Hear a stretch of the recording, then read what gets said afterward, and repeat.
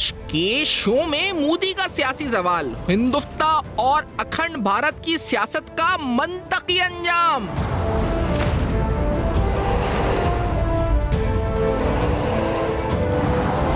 तवक्को है cease fire बरकरार रहेगा, तर्जुमान अफवाज पाकिस्तान।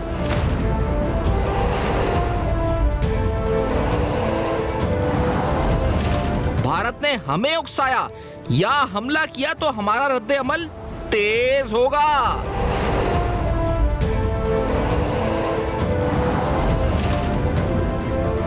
भारत पहलगाम वाकये में कोई भी सबूत देने में ताहाल नाकाम।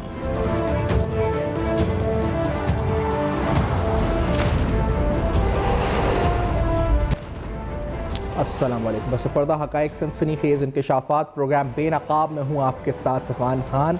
जो पाकिस्तान को चिकनाचूर करने चले थे या जो पाकिस्तान में इत्तेहाद तोड़ने चले थे, जिनकी तवक्कात थी कि एक शहर अलग हो जाएगा, खुदा ना खास्ता तो ये हो जाएगा, तो मुल्क टूट जाएगा खुदा ना खास्ता, या पाकिस्तान की सालमियत और ख़ुद मुख्तारी पर वो हमलावर हो सकेंगे, उनके तमाम ख्वाब तो चिकनाचूर हुए ही, लेकिन वही सब का सामना उनको अपने मुल्क में करना पड़ रहा है। और मैं ऐसा क्यों कह रहा हूं, इसको सबूत के साथ आपके सामने रखेंगे। यानी जिस इत्तेहाद को वो तोड़ने चले थे पाकिस्तान में, एग्जैक्टली नाज़रीन वही उनके साथ वहां हो रहा है।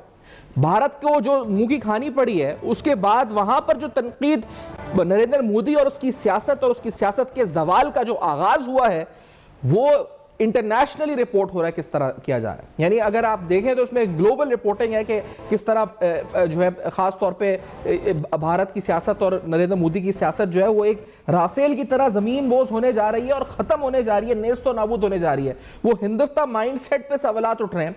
वो जो जहनियत थी कि पूरे जहर उस वक्त भर दिया जाए, तमाम वहां की रियासत, सियासत, जुडिशरी, फौज, वो सब सामने आ चुके हैं। सारे अज़ाइम जो है नापाक हो चुके हैं, बेनकाब हो चुके हैं।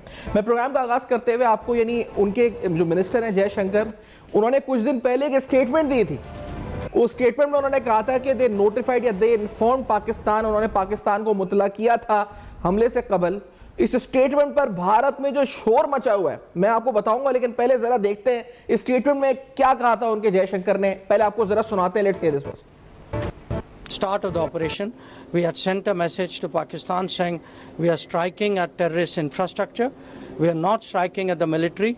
So the military has an option of standing out and not interfering in this process. They chose not to take that good advice.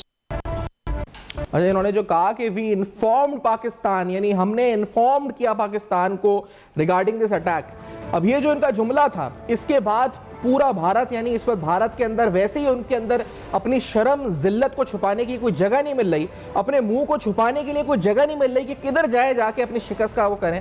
वो सारा का सारा मलबा, सारा का सारा गुस्सा इस वक्त जो है वो मोदी पर, उनके वजीरों पर इस वक्त निकल रहा है। राहुल गांधी ने इंटरेस्टिंग ट्वीट की, बड़े तल्ख सवाल पूछे। उन्होंने कहा इस स्टेटमेंट के ऊपर, informing Pakistan at the start of our attack was a crime, ये जुर्म था। उन्होंने कहा कि EAM यानी external affair minister was publicly admitted that government of India did it. वो कहते हैं ये आपने जुर्म किया था अगर आपने ऐसा किया था। जो इंटरव्यू है उसको लेकर ये सवालात इंडिया में उठ रहे हैं, यानी सिक्योरिटी बढ़ानी पड़ गई है, अपने वजीर की सिक्योरिटी बढ़ानी पड़ गई है। हालत ये हो गई है भारत में, इतनी तनकीद की जा रही है। ट्विटर से उस बेचारे ने अपने अकाउंट डिलीट कर दिए, इतनी तनकीद की जा रही है। वो सवाल उठाते हैं हु ऑथराइज्ड इट, वो सवाल उठाते हैं Rahul Gandhi. How many aircraft, जो पाकिस्तान कह रहा है कि हमने आपके 6 जहाज गिराए, एक नहीं 6 जहाज गिराए, ड्रोन अलग गिराए।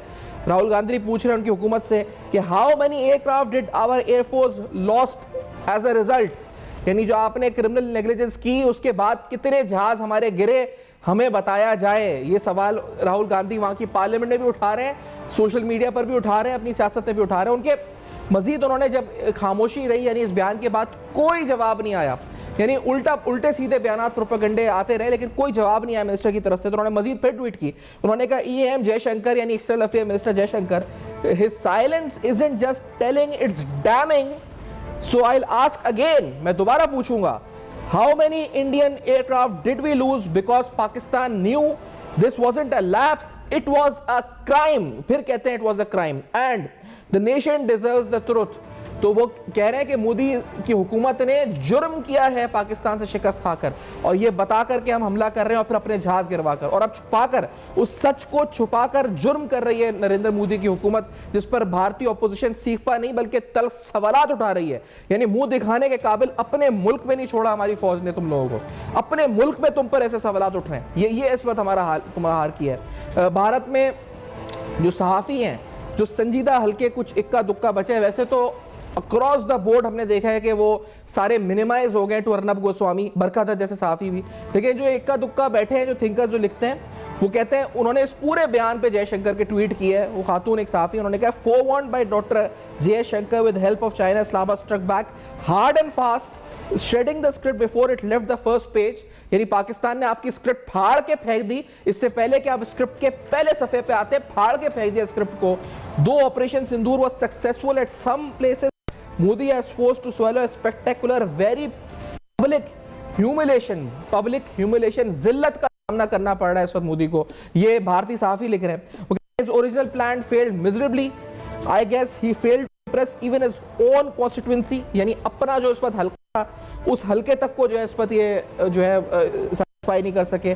बड़ा इंटरेस्टिंग लफ्ज है, लिखा है हिज ओन गोबर हिंदुस्ता बख्त ब्रिगेड, यानी जो उनका अपना गोबर वाला ब्रिगेड है हिंदुस्ता, जो जिसके बारे में कहते हैं जी वो गाँव उत्तर और जो सब खाते पीते हैं, उसको वहां के सहाफ़ी तनकीद कर रहे हैं कि तुम तो उनके जहन को भी, यानी उस कचरे को भी, जो गटर वाला जहन है, उसको भी सेटिस्फाई नहीं कर सके, इतने नाकाम हुए। यानी अब कम से कम उन 4-5 या जो भी तुम्हारे फॉलोअर्स थे, वो जो गोबर खाते, उनको तो बोल देते, उनको तो सेटिस्फाई करते, उन तक को तुम्हारा माइंड नहीं कर सका, तुम्हारा बयानिया बुरी तरह नाकाम हुआ, तुम्हें पब्लिक ह्यूमिलेशन का सामना करना पड़ा। ये भारतीय सहाफ़ी लिख रहे हैं। तो एक तरफ जयशंकर तनकीद की जद में, नरेंद्र मोदी तनकीद की जद में, और हमारे पाकिस्तानी सहाफ़ी और बहुत से और दुनिया में तजज़िया निगाह लिख रहे हैं कि जी अब गई हुकूमत तो कल गई हुकूमत, अब गया बिहार का इलेक्शन तो अब गई सियासत, और ये राफेल की तरह तबाही की तरफ और जमीन बोस होने जा रही है इस वक्त सियासत नरेंद्र मोदी की। झूठ के झूठ बोले जा रहे हैं। आज भी एनडीटीवी की तरफ से एक ट्वीट किया गया और फिर उसको डिलीट कर दिया गया। आप ये एक बड़ा फेक न्यूज़ का तरीक़ाकार है, बड़ा अहम वारदात का तरीका है, और ये बड़ा बारीक तरीका होता है नाज़रीन वारदात का। एक ट्वीट किया एनडीटीवी ने कि वो S-400 ने डिटेक्ट किया, पाकिस्तान ने nuclear capable Shaheen missile use किए थे। ये एक फेक झूठ मन गढ़त, ये ऐसी खबर थी जैसे इन्होंने कहा था कि कराची पे इन्होंने अंडा मोर पे कब्जा कर लिया, तो कराची पे इन्होंने कब्जा कर लिया, या इन्होंने इधर पोर्ट को तबाह कर दिया, या लाहौर में लाहौर का पोर्ट जो है उस पर तबाह। ये इसी तरह की खबर थी, इन्होंने ये ट्वीट कर दी। इस ट्वीट को इंडियन जर्नलिस्ट ने रीट्वीट करके पूरी दुनिया में इस पर तबसरे करना शुरू कर दिए। अब मजे की बात यह कि एनडीटीवी ने अपनी ट्वीट डिलीट कर दी, लेकिन उन सहाफियों ने जिस पर इस बुनियाद पर मनगढ़ंत बयानिए बनाए थे, प्रोपेगेंडे बनाए थे, वो अभी तक बदस्तूर वहीं पर मौजूद है। तो एक बड़े इंटरनेशनल एक जर्नलिस्ट है, उन्होंने लिखा था it is a clown show, ये जोकर है, क्लाउन्स हैं, ये जो इंडियन का मीडिया है जो इस तरह की हरकतें करता है। एक बड़े रिप्यूटेड जर्नलिस्ट ने इंटरनेशनली कहा कि ये it is a clown show जो इस पर वहां पर हो रहा है, और definitely it's no doubt on that कि ये क्लाउन शो है। तो नरेंद्र मोदी सख्त सवालात, तल्ख तरीन सवालात की जद में है, और ये सवालात इंडिया के अंदर से उठ रहे हैं। वो उनकी कोशिश ये थी कि पाकिस्तान में इत्तफाक को तोड़ेंगे, उनकी कोशिश थी कि पाकिस्तान में अवाम जो ऑलरेडी पानी के मसले पर, महंगाई के मसले पर शायद बिखरी हुई है, सियासतदान कुछ ऐसे थे जिनके अपने मफादात थे और कौमी मफाद के खातिर नहीं चलते थे, तो उनका जहन था कि शायद ये हमारे कौमी मफाद पर हमला करके हमारे इत्तेहाद को मजीद तोड़ देंगे। लेकिन हम तो मुत्तहिद हो गए कौम की तरफ, वहां तितर बितर हो गई पूरी कौम। सवालात पूछे जा रहे हैं, तल सवालात पूछे जा रहे हैं, और नरेंद्र मोदी की हुकूमत को शदीद खतरात लाक हैं। एक ब्रेक के बाद आएंगे मजीद सवालात सियासी नौयत के और दिफाई नौयत के। एक ब्रेक के बाद हमारे साथ रहिए।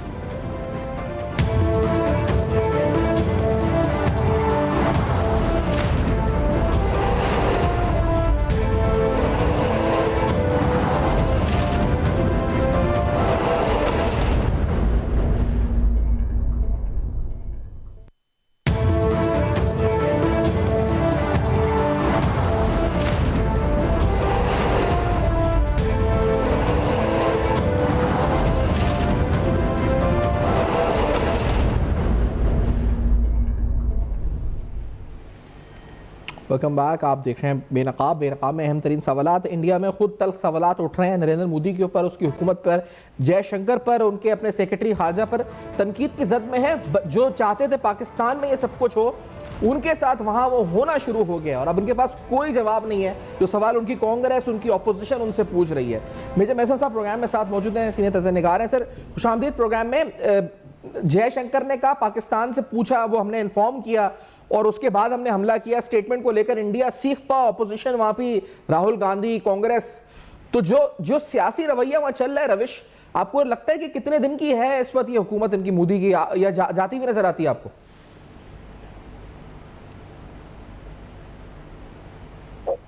जी मैसम साहब। अस्सलाम वालेकुम, मेरी आवाज आपको आ रही है? जी सर, आ रही है। बड़ी खूबसूरत आपने बात की कि जो चीज इन्होंने पाकिस्तान के बारे में सोची थी वो इन्हीं के साथ होनी शुरू हो गई है जी। और इसको मुहावरतन अगर कहा जाए कि जो जिसके लिए गड़क होता है खुद उस गड़े में वो गिर जाता है। अल्हम्दुलिल्लाह हमारा तो डे वन से एक यकीन है कि पाकिस्तान एक नूर है और नूर को ज़वाल नहीं।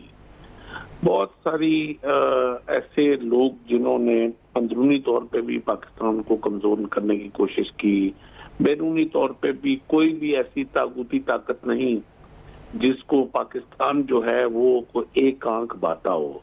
हर किसी ने अपनी हर तरह से कोशिश करके देख ली है कि पाकिस्तान को किस तरह कमजोर किया जाए, चाहे वो आप पॉलिटिकल डिस्टेबलाइजेशन देख लें, चाहे वो मजहबी तफरकावारी की प्रमोशन देख लें, चाहे वो सेपरेस्ट जो इन्वेस्टमेंट प्रॉक्सी इंडिया ने जो हमारे यहाँ शुरू कराई BLA के नाम पे या TTP के नाम पे जी, और चाहे वो हमारी डिप्लोमेसी के अंदर जितनी इंटरफेरेंस हुई, चाहे वो हमारी क्रिकेट, इंटरनेशनल क्रिकेट को लेके जिस तरह आपको याद होगा, क्रिकेट में बड़ी उम्दा मिसाल है। वो हमारा PSL खत्म करना चाहते थे, ड्रोन अटैक भी आसपास उन्होंने किया बाजार पे, उधर IPL उनका खत्म हो गया है वहां पे, और वो बिलियंस ऑफ डॉलर का रेवेन्यू है वो जो उनकी इंडस्ट्री है। हमारे लिए तो शायद इतना सिग्निफिकेंट इम्पैक्ट था भी नहीं, लेकिन उनके लिए बड़ा सिग्निफिकेंट इम्पैक्ट है उसका। एग्जैक्टली, मैंने क्रिकेट की इसीलिए मिसाल दी और मैंने एंड पे आके दी कि किस तरह इन्होंने लाहौर के अंदर श्रीलंका की टीम के ऊपर हमला करवाया टेररिस्ट से और किस तरह उनको टारगेट किया और पाकिस्तान कितने साल इन्होंने पूरी लॉबिंग की पाकिस्तान के अंदर से इंटरनेशनल क्रिकेट खत्म करने के लिए। मगर आज अल्हम्दुलिल्लाह जितनी भी लॉबिंग इन्होंने 40 साल बांग्लादेश के अंदर इन्वेस्टमेंट की एंटी पाकिस्तान नैरेटिव के ऊपर, पाकिस्तान से नफरत के ऊपर, आज सारी की सारी वो इन्वेस्टमेंट भी हिंद की डूब गई और आज बांग्लादेश का बच्चा बच्चा जीवे पाकिस्तान कर रहा है।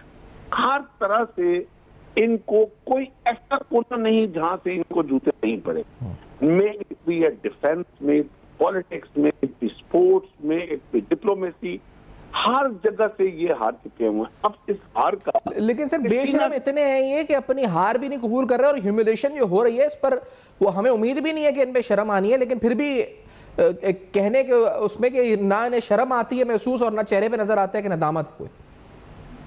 देखें जी, वो बेशरम आदमी को बेशरम कहा ही इसीलिए जाता है कि उसको उसके अंदर वो मीटर ही नहीं होता शर्म को गेज करने का।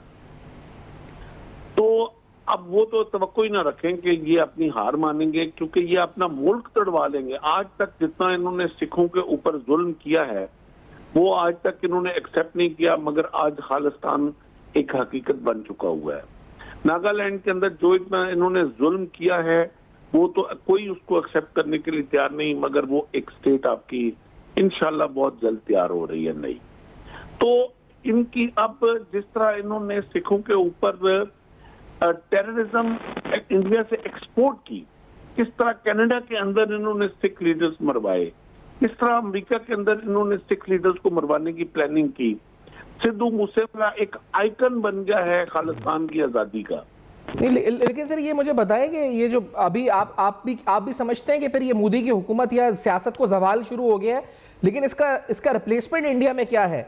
बहुत से लोग कहते हैं Rahul Gandhi is not yet prepared कि वो रिप्लेस करें। कौन है आपको लगता है कि जो, या फिर इससे भी बुरा कोई वहां पे आपको लगता है आने वाला है?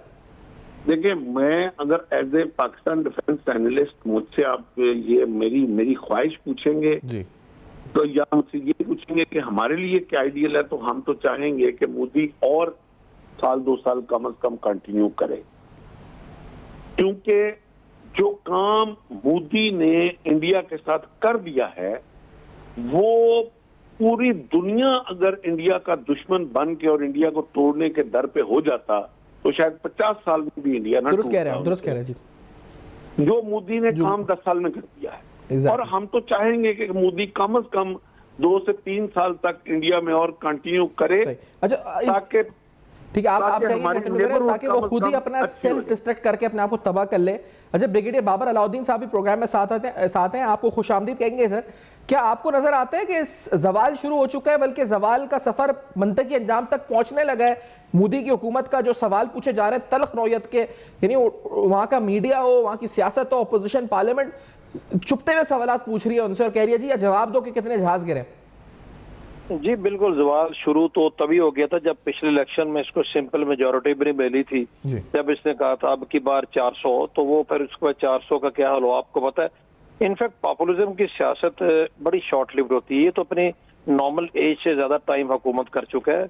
इसको तो पिछले आज से लास्ट इलेक्शन में सॉर्ट आउट हो जाना चाहिए था, लेकिन इस तरह के लोग फिर इस तरह ही अपनी कौमों का हल करते हैं। मैं भी इत्तेफाक करता हूँ कि मैं भी ये चाहूंगा कि ये अपने वो 2-3 साल पूरे करे। तो जो सेल्फ डिस्ट्रक्शन इंडिया के अंदर इसने जो शुरू की है वो अपने मंत के अंजाम तक पहुंचे। जो फैशिज्म और पॉपुलिज्म की सियासत होती है उसका असल में होता ही अंजाम ये है। और जितने इसने नफरत के बीज बोए हैं हिंदुस्तान में, अगर आपको इंटरनली उनके हालात देखें, उनकी इंटरनल पॉलिटिक्स को देख लें, उनके मुल्क के अंदर जो इस वक्त फ्रिक्शंस हैं with in the religion, with in the Hinduism its own self, तो क्या ये हालात आज से 12 साल पहले थे जब मोदी इक़्तिदार में आया था? तो इसने हर लिहाज से हिंदुस्तान की सोसाइटी को नाकाबिले तलाफी नुकसान पहुंचाया। आज हर तरफ जो है तकसीम की, नफरत की बातें, इंतहा पसंदी की बातें हैं। और इंडिया की पहले शुरू से ही हिंदुस्तान की बहुत सारी रियासतों में, स्पेशली कश्मीर और 7 सिस्टर स्टेट्स में, तो हम सबको पता है कि लियाकत पसंदी की तरीके किसी न किसी सूरत में जारी रहती थी। अभी इसने नई फॉल्ट लाइन्स इंडिया के लिए पैदा कर दी है, जिसमें ये पंजाब आपके सामने और विद इन इंडिया जो हिंदुइज्म को बहुत ज्यादा बढ़ावा देने से जो हिंदुइज्म के अंदर जो इश्यूज पैदा हुए, 30 करोड़ वहां पर अकलियतें रहती हैं। 30 करोड़ की छोटी आबादी नहीं है। दुनिया के शायद मेरा ख्याल है 5-6 मुल्क की हो जिनकी आबादी 30 करोड़ से ज्यादा हो। लेकिन ये तो ओवरऑल इसने लग ये रहा है कि अपने अंदरूनी मामलात में खत्म होकर सेल्फ डिस्ट्रैक्ट हो जाएंगे। ये चीन और बांग्लादेश और पाकिस्तान और फिर तुर्की, ये तो बात की बात है, अंदरूनी तौर पर खत्म होते हुए नजर आते हैं। अंदरूनी तौर पर ये खत्म होते नजर आते हैं। मैं कोई खुशफहमी की बातें नहीं कर रहा। और जो खित्ते के दूसरे ममालिक हैं जिसमें बांग्लादेश है या भूटान है, श्रीलंका है, पाकिस्तान तो है ही है, कि जितने छोटे ममालिक हैं वो भी सारे मेरा ख्याल इसी दिन का इंतजार कर रहे हैं। और किस तरीके से आप देखिएगा they will rally around Pakistan. और इस तरह के इंडिया में जो आज क्रिटिसिज्म हो रहा है हिंदुस्तान में अक्रॉस इंडिया, जिंदगी के मुख्तलिफ शोबों के लोग जो उस पर क्रिटिसिज्म कर रहे हैं पार्लियामेंट। यहाँ पर आप देखें जिंदगी के मुख्तलिफ शोबों के लोग, जनरल आसिम मुनीर, यानी वो क्रिकेटर्स हों, शाहिद आफरीदी, शोएब अख्तर, फुटेजेस देखें कैसे उनसे मोहब्बतें निछावर हो रही हैं, पूरी कौम यकजा हुई है, दुआएं हो रही हैं। रिलीजियस अगर आप देखें तो कॉन्फ्रेंसेज हो रही हैं, वहाँ खराज तहसीन पेश किया जा रहा है। आपके क्रिकेट के सुपरस्टार्स हों, आपके सेलिब्रिटीज़ हों, across the board he is now a hero, he is a leader right now, अगर बाबा साहब बात की जाए तो। जी हमारे फौज के सिपा सलार सही मानों में, और जो कुछ लोगों ने यहाँ पर हमारे मुल्क में यहाँ पर भी पॉपुलिज्म क्या, यहाँ पर एक बहुत बड़ा एक जरासीम आया था, वो उन्होंने आर्मी चीफ और फौज को जिस तरीके से मलाइन करने वो जरासीम वाले भी अब खामोश हैं वैसे, वो भी या तो खामोश हो रहे हैं या वो भी सपोर्ट कर रहे हैं। नहीं, वो खामोश मजबूरन है, उनके अंदर जरासीम अभी खत्म नहीं होंगे, क्योंकि जिसके मुतालिक वो ऐसी बातें करते थे, अल्लाह ने उसको इतनी इज्जत दी है कि जनरल आसिम मुनीर आज हर तरफ, आपकी बात से इत्तेफाक करता हूँ, हर तरफ उन्हीं का नाम है, हर तरफ फजाइया के सरबराह का नाम है, फौज का नाम है, प्राइम मिनिस्टर का नाम है। तो ये चीजें तो अल्लाह की जात जिसको जो दे, ये कोई सर्कमस्टांशियल नहीं है। ये अल्हम्दुलिल्लाह जब भी बंदा कोशिश करता है, बहादुरी दिखाता है, प्रोफेशनलिज्म के साथ जुड़ा रहता है, उसी और नीयत अगर आपकी ठीक हो तो आपकी बात बिल्कुल ठीक है। इंडिया में देख लें कि वहाँ की लीडरशिप का क्या हाल है और हमारी लीडरशिप जो है उसको लोग अभी किस तरीके से उनकी हर जगह इस्तकबाल हो रहे हैं, उनकी तारीफें हो रही हैं, अप्रिसिएशन हो रही है उनके हीरोइज्म का। वो वही स्टेडियम जहाँ पर ये लोग नारे लगवाया करते थे, उन्हीं स्टेडियम में भी हर तरफ जनरल आसिम मुनीर और पाकिस्तान की फौज के नारे लग रहे हैं। तो ये तो टर्न अराउंड है। आप उनकी निशानदेही कर रहे हैं, वो जो जरासीम वाले थे जो नारे लगवाते थे रियासत मुखालिफ, तो ये वही अब नारे कन्वर्ट होकर ऑटोमेटिकली पूरा बयानिया बदल गया। पूरा बयानिया बदल गया और ये बहुत अच्छा है मुल्क के लिए। अभी इसको हमें यूज करना चाहिए पाकिस्तान की मजबूती के लिए, और अब गली मोहल्लों में हर जगह, और यही होता है। तो हिंदुस्तान की आप बात कर रहे हैं, आप फिक्र ना करें, ये जो जिस रवश पे ये, और नरेंद्र मोदी को समझ नहीं आएगी, बिल्कुल समझ नहीं आएगी। उसने हालात से कुछ नहीं सीखना। इस तरह के जो लोग होते हैं फंडामेंटलिस्ट पॉपुलिस्ट, जो नफरत की सियासत को परवान चढ़ाते हैं, जो जिनके अंदर इनर सेंस ऑफ गॉडनेस होती है, वो कभी भी ठीक नहीं हो सकते, सुधर नहीं सकते, चाहे उनको जो मर्जी बताता रहे। इनको समझ तभी आती है जब ये मिट जाते हैं, फिर इनको क्या समझ आनी है। इनकी कौमें भुगतती हैं, इनके लोग जो है ना वो फिर बाद में उस चीज का खमियाजा भुगतते हैं। तो अभी आपका what is your point of view on this के वो तो जिल्लत और गालियां और तल्ख सवालात हैं उधर, और इस तरफ अगर देखें तो हर तरफ मोहब्बतें निछावर हो रही हैं। शहर में जगह जगह इस वक्त पाकिस्तान के झंडे हैं, कहीं आर्मी चीफ की, कहीं वजीर आजम की, कहीं हमारी जो एयरफोर्स है उसके लिए लोग तारीफ कर रहे हैं, कहीं नेवी की तारीफ है। यानी अक्रॉस द बोर्ड हमारी जो पूरी कौम है मेरे साहब, वो एक पेज पर आ गई है और तारीफें हो रही हैं। वहीं स्टेडियम में नारे लग रहे हैं, कहीं क्रिकेटर्स नजर आ रहे हैं, कहीं सेलिब्रिटी। तो बिल्कुल ही यानी जो अल्लाह ताला ने इज्जत दी है, कि क्या कहते हैं इस पे आप मेरे साहब? ब्रिगेडियर साहब बड़ी खूबसूरत बात कर रहे थे, और वही बात के बिस्मिल्लाहिर्रहमानिर्रहीम व तो इज्जो मन तो शाओ व तो जिल्लो मन तो शाओ, और ये इज्जत और जिल्लत जो है बेशक खुदा की तरफ है, मगर ये खुदा की चूंकि क्वालिटी है कि वो इंसाफ करता है, तो इज्जत और जिल्लत ऐसे ही नहीं खुदा की तरफ से मिल जाती। ये उसके लिए अपनी वर्थ प्रूव करनी पड़ती है, अपनी बहादुरी, स्ट्रगल, अपनी इनिशिएटिव, अपनी डेडिकेशन, जो आप अपनी उम्मत के लिए, अपनी कौम के लिए, अपने मुसलमानों के लिए, अपनी इंटेग्रिटी के लिए, सॉवरेनिटी के लिए जो आप दिलेरी दिखाते हैं, और जब सीसा पलाई हुई दीवार आप खुद भी बनते हैं, मैं सबसे बड़ा क्रेडिट बिला मुबालगा बगैर किसी शक व शुबे के जी इस वक्त अपने सिपासलार को देता हूँ। बेशक, नो डाउट, नो डाउट। इस कौम ने जिस तरह इस कौम को बरगलाने की कोशिश की गई थी, एक झूठे पॉपुलर नैरेटिव बनाने की कोशिश की थी, फॉरेन फंडेड नैरेटिव बनाने की कोशिश नहीं सर, आप वो तो अभी बिल्कुल हालिया देखें ना, जब ये हुआ सब उस वक्त पानी को लेकर, जो कि एक जेन्युइन मसला था प्रोफेसर मेयर, लेकिन उस मसले को लेकर भी बहुत ज्यादा हवा थी। इंटर प्रोविंशियल जो आपस में रंजिशें थी उनको बढ़ाने की, एक्सप्लॉइट करने की भरपूर कोशिश थी कुछ अनासिर की, और उस वक्त ये सब कुछ हुआ। और फिर आपने देखा किस तरह सब, यानी क्या सिंधी, क्या पंजाबी, क्या इस वक्त पठान, सब एक हो गए, क्या बलोच, सब एक हो गए, सबने सारी तफरीक बुला दी पानी का मसला। जी, ये जो नुसरत नसीब की अल्लाह पाक ने, ये उनके हाथों में खुदा ने लिखी थी, और लिखी इसलिए थी कि खुदा पाक उस शख्स की नीयत को जानता था, और जितनी क्रिटिसिज्म, जिस हालात में उन्होंने बर्दाश्त की, पावर होते हुए भी एक शख्स जिसके पास पावर नहीं है उसके ऊपर कोई क्रिटिसिज्म करता है, तो वो अगर बर्दाश्त करता है तो वो उसकी बर्दाश्त तो सब्र नहीं है, वो उसकी मजबूरी है। लेकिन मैं आपके तवस्सुत से अपने सुनने वालों को और आपके सुनने वालों को एक हिस्टोरिकली एक एग्जाम्पल दूं कि जितना जब एक जंग नबी की सल्लल्लाहु अलैहि वसल्लम के दौर में एक शख्स को हजरत अली करमल्लाह वजह ने काफिर को नीचे गिरा लिया और उसको कत्ल करने लगे थे, तो उसने आपके चेहरे मुबारक के ऊपर थूक दिया, और जब थूक दिया तो आप पीछे हट गए, और उसने काफिर ने बड़ा हैरान होकर पूछा कि तू पीछे क्यों हट गया? उसने कहा ये मेरा अब जाती गुस्सा शामिल हो गया था, तो आपने उसको छोड़ दिया।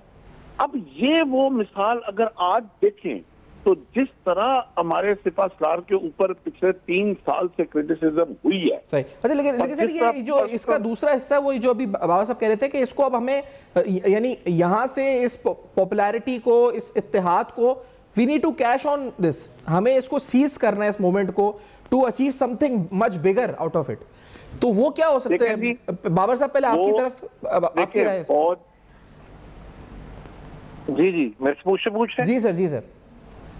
देखिए मैं ये बड़ा हमारा गोल्डन अपॉर्चुनिटी है, पूरी कौम इस वक्त मुत्तहिद है और इस तरह के जो इनसेन एलिमेंट्स हैं वो मजबूरन अभी खामोश है। दो कुछ अभी भी ऐसे नाम नहाद पाकिस्तानी, उनको शर्म आनी चाहिए पाकिस्तानी कहलाते हुए, जो बाहर बैठ के अभी भी अपने मुल्क पे दुश्मन के बयान करते हैं। लेकिन लेकिन अभी हम क्या करें, इसको सीज कैसे करें? रेलेवेंट करते हैं इस गोल्डन अपॉर्चुनिटी को कैसे सीज करें? गोल्डन अपॉर्चुनिटी ये है कि इस इत्तेहाद को यूज करते हुए एक यूनिफाइड स्टांस के साथ हमें इकोनॉमिक रिवाइवल की तरफ मजीद कोशिश करनी चाहिए। ऑलरेडी हमने काफी उस पर सफर तय किया है और उसके बाद हमारे इंटरनल जो दहशतगर्दी के इश्यूज हैं जो कि सबसे बड़ा डेट्रीमेंटल है तो और इकोनॉमिक डेवलपमेंट, भरपूर तवानाइयां लगा के उसको खत्म करने की कोशिश करनी चाहिए। जहां पर आईनी हाथ हो वहां पर आईनी हाथ के साथ, जहां पर नेगोशिएशंस हैं अपने लोगों के साथ नेगोशिएशन, ये दो बड़े इंपॉर्टेंट इश्यूज हैं। उसके बाद ये है कि हमें मुल्क के अंदर अक्रॉस द कंट्री जो ओवरऑल को डाइसेंशन है उनको कम करके जो ये तहातो यगानगत की फिजा को आगे बढ़ाना चाहिए, डायलॉग की तरफ लेके आना चाहिए सबको, ताकि जो हमारे छोटे छोटे फीचर्स हैं, हमारी जो फॉल्ट लाइंस हैं, चाहे वो रिलीजियस है, सेक्टेरियन है, हमारे दहशतगर्दी वाली की हैं, पॉलिटिकल है, गवर्नमेंट के पास और फौज के पास है, तो बहुत अच्छा मौका है। ये पूरी कौम सपोर्ट कर रही है, इंस्टीट्यूशन के दौरान इतनी आइडियल कोऑर्डिनेशन है, तो इसको हमें ओवरवेल्म कर लेना चाहिए पूरी सिचुएशन को।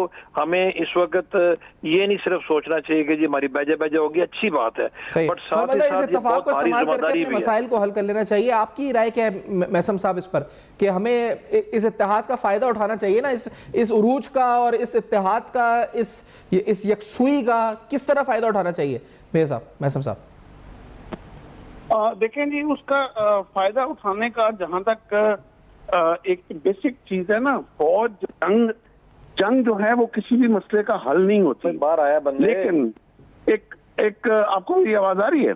जी सर फरमाएं प्लीज, आवाज आ रही है आपकी? आ रही है। अच्छा, लेकिन एक अच्छी फौज जो है ना वो आपकी कौम को और आपकी पॉलिटिकल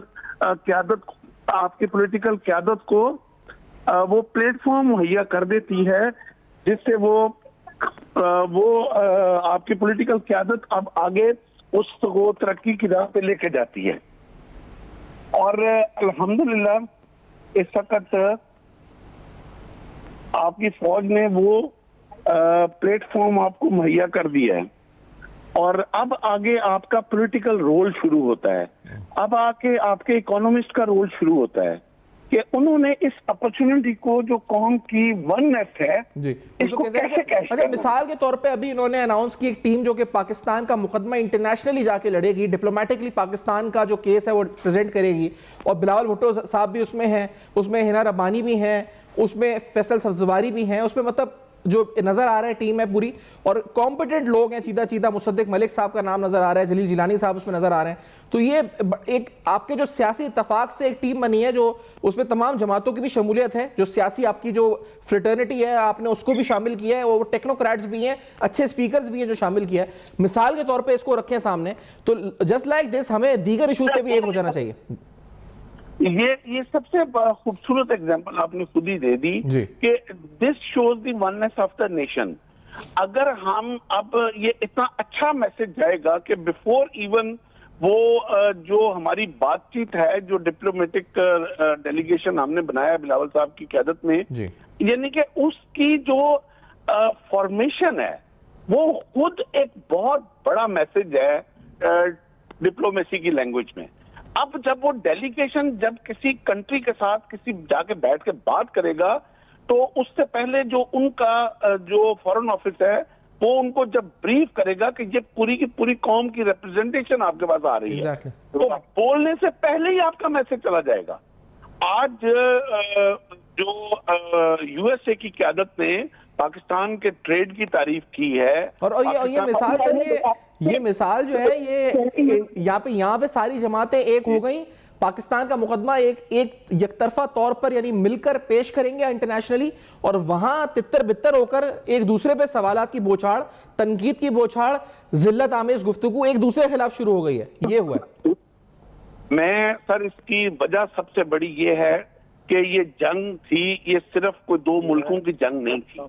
आपको यहाँ ये समझने की जरूरत है, ये दो कौमों की भी जंग नहीं थी, ये जंग थी कायनात के ऊपर सच और झूठ की।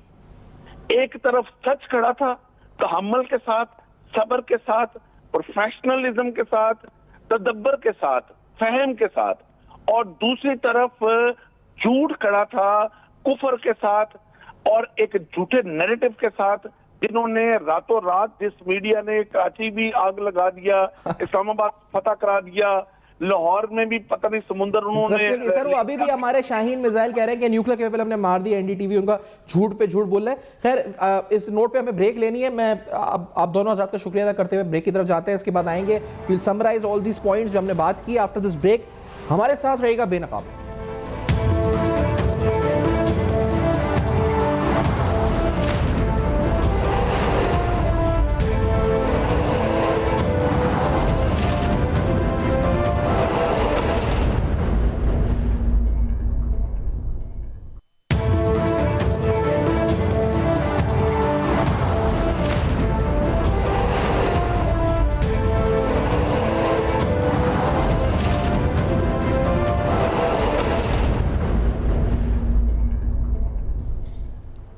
Welcome back. आप देख रहे हैं बेनकाब, और बेनकाब में अहम तरीन सवालात उठाए आपके सामने, आपको बताया कि किस तरह भारत में, भारत के अंदर से आवाज़ें उठ रही हैं। इस पर कहा जाए तो पूरी तरह से इस पर जो कौम तकसीम हो चुकी है। मोदी के ऊपर, उनके वज़रा के ऊपर शदीद तरीन तनकीद की जा रही है। ह्यूमिलेशन, जिल्लत का सामना है, और बदतरीन जिल्लत का सामना है, और तल्ख तरीन सवालात हैं जिनका कोई जवाब उनके पास मौजूद नहीं है। For your feedback you can write us on Facebook, email, next आपके सामने फ्लैश कर रहे हैं। देखते रहिएगा, अब तक अपना बहुत ख्याल रखिएगा।